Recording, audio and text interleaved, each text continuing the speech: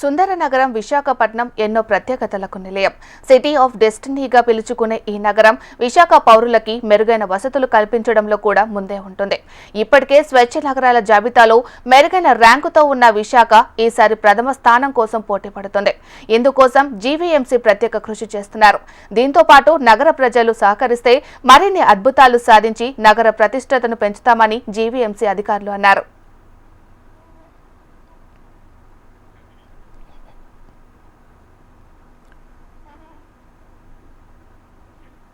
Swachh Bharat machine లో భాగంగా భారత స్థాయిలో స్వచ్ఛ నగరాల ఎంపిక కోసం ప్రజాభిప్రాయ సేకరణ జరుగుతుంది. గత 4 రోజులుగా జరుగుతున్న సర్వేలో ఫీడ్బ్యాక్ లో విశాఖ ప్రధాన స్థానంలో పోటీ పడుతుంది. ఈ సర్వేలో ఇప్పటికే విశాఖ తొలి స్థానంలో ఉండగా 2వ స్థానంలో పూణే, 3వ స్థానంలో విజయవాడ ఉన్నాయి.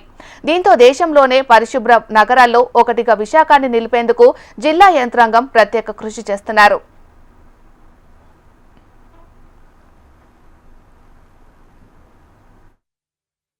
ఫీడ్బ్యాక్ కావచ్చు, లేకపోతే వారు చేసే శానిటేషన్ యాక్టివిటీస్లో వారి సహకారం, మరీ ముఖ్యంగా సోర్స్ అగ్రిగేషన్ అనేది ఒకటి ఉంటుంది మనకి. అంటే ప్రతి ఇంటి నుంచి వచ్చే చెత్తని తడి చెత్త, పొడి చెత్త, హజార్డస్ వేస్ట్ అంటాం, అంటే ప్రమాదకరమైన వ్యర్థాలు. అంటే తడి చెత్త అంటే కిచెన్ వేస్ట్ ఎక్కువగా ఉంటుంది. అట్లాగే పొడి చెత్తలో మీ అందరికీ తెలిసి పేపర్లు, కవర్లు, లేకపోతే ప్యాకెట్స్ ఇవన్నీ వస్తాయి. అలాగే హజార్డస్ అని లేడీస్ తాలూకు ఇవన్నీ శానిటరీ నాప్కిన్స్, అట్లాగే ఏదైనా బ్లేడ్స్, ఇటువంటివన్నీ కూడా మన ఇంట్లో తయారీ దాంట్లో వచ్చింది రెడ్ బాక్స్లు ఇస్తాం మనం. సో ఈ రకంగా మీరు విడదీసి ఇచ్చి ఆ వెహికల్స్కి వాళ్ళకి ఇచ్చినప్పుడు వాళ్ళు దాన్ని తీసుకెళ్ళి దాన్ని పర్టికులర్గా అపార్ట్లోనే కంపార్ట్మెంట్స్ ఉంటాయి వెహికల్కి.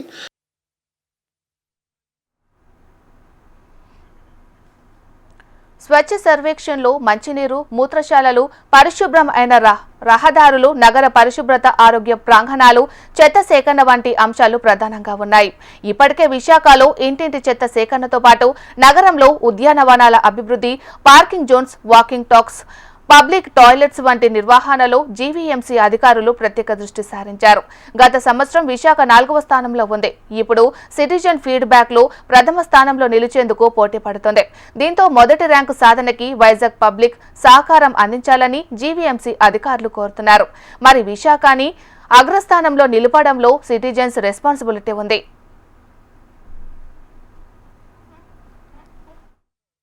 ప్రథమ స్థానంలో ఉన్నామండి.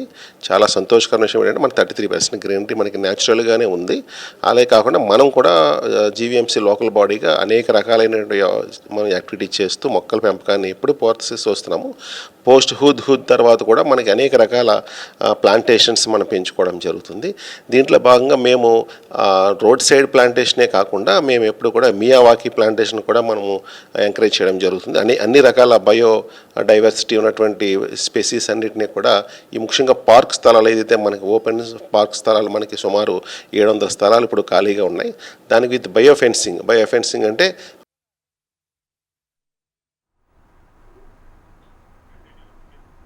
మరోవైపు గ్రీనరీ పెంచేందుకు జీవీఎంసీ ప్రత్యేకంగా కృషి చేస్తుంది. ఇప్పటికే మిగతా నగరాలతో పోల్చితే విశాఖ నగరంలో గ్రీనరీ ఎక్కువగానే ఉందని, ప్రజలు తోడ్పాటు అందిస్తే మరిన్ని అద్భుతాలు సాధిస్తామని అంటున్నారు జీవీఎంసీ అడిషనల్ కమిషనర్. ప్రజల సహకారం ఉంటే విశాఖ స్వచ్ఛ భారత్ మిషన్లో స్వచ్ఛ నగరంగా మారుతుండడంలో ఎలాంటి సందేహం లేదంటున్నారు. స్వచ్ఛమైన పరిశుభ్రమైన విశాఖ నగరం కోసం విశాఖ జిల్లా అధికార యంత్రాంగం స్వచ్ఛ సర్వే యాక్షన్లో ప్రథమ స్థానం కోసం పోటీ పడబోతున్నారు. ముఖ్యంగా ఇందుకోసం విశాఖపట్నం ప్రజల్ని వాళ్ళంతా కూడా అభ్యర్థిస్తున్నారు. ప్రజల భాగస్వామ్యంతో విశాఖపట్నం స్వచ్ఛ సర్వే యాక్షన్లో ప్రథమ స్థానం సంపాదించుకోవాలంటే వాళ్ళు కూడా నగరాన్ని పరిశుభ్రంగా ఉంచుకునే విధంగా చర్యలు ఉండాలి అని చెప్పి కోరుతున్నారు. మరి Vizag public be alert. Video journalist దానుష్తో అనురాధ, HM టీవీ, విశాఖపట్నం.